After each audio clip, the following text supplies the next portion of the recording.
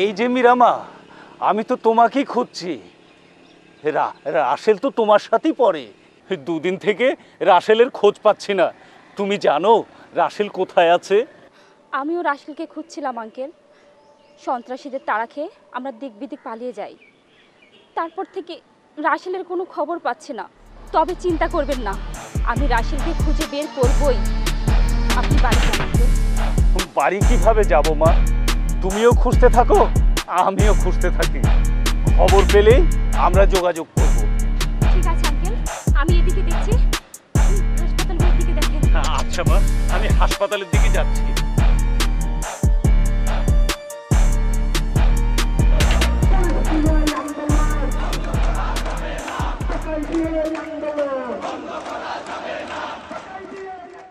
আমাকে আবার কোথায় নিয়ে যাচ্ছেন? গেলেই বুঝতে পারবে। আমার আমার ভীষণ পিপাসা লেগেছে। ওই গিল্টি ঘরে গেলে সব পাবে, চলো। ভাই, আপনি আমাকে ছেড়ে দিতে পারেন না? আমি কর্তব্যের শৃঙ্খলে বন্দী, কিছুই করতে পারবো না। তবে তুমি আমাকে মেরে পালাতে পারো। 3টি গেট পার হতে হবে। ধরা তুমি পড়বে। ধরা পড়ার পর প্রথমে তোমার 2টা চোখ উঠিয়ে নেবে, তারপর তোমার পা ভেঙে দেবে, যেন তুমি কোনোদিন পালাতে না পারো। কি নিষ্ঠুর তোমরা! আমাকে আমাকে তোমরা এ শাস্তি দিও না। তার চেয়ে আমাকে তোমরা মেরে ফেলো।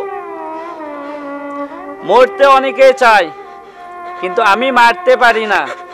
এই চলো চলো।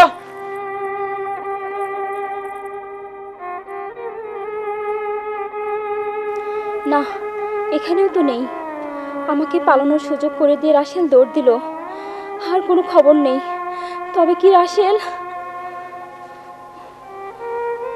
কি ব্যাপার মীরা, তুমি এখানে মিছিলে যাওনি? গিয়েছিলাম আপা, চলে এলাম রাসেলের খোঁজ নেওয়ার জন্য। কাল থেকে ওকে খুঁজে পাওয়া যাচ্ছে না। কি যে হলো, ধরা খায়নি তো? সেটাই ভাবছি, কি যে করি।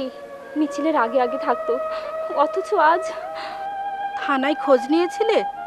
3টা থানা, হাসপাতাল আর ক্লিনিকগুলো তন্ন তন্ন করে খুঁজেছি, কোথাও কোনো হদিশ পাইনি।